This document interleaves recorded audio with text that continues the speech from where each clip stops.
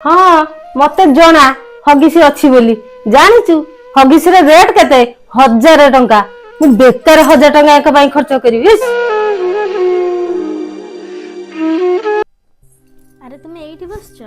हाँ कौन कहून माँ कहते नानी के घर पाखर गाड़ी बाहर चारिधाम समस्ते जाऊँच माँ कहते जीवे बोले आउ तांको किछि खर्च दियो से जाई चारिधाम बुलिक आसबे। कौन माँ चारिधाम जीव? हाँ माँ हाँ कौन कहतलु?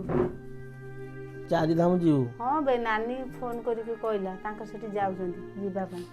चारिधाम पा आम घरे अछि माने मो ठाकुमा ताकू दिन भलरे खाइବାକୁ ଦେଇଛୁ ता कथा बुझिଛୁ और घरे तो चारिधाम ठाकुर अछंती ताकू यदि भलरे खाइବାକୁ ଦେଇଥାନ୍ତୁ ता सेवा करथाନ୍ତୁ चारिधाम ठारू आउरी पुण्य तू पाइथाନ୍ତୁ। हाचु चारिधाम जीव मो पार पैसा पतर नाही तू जा।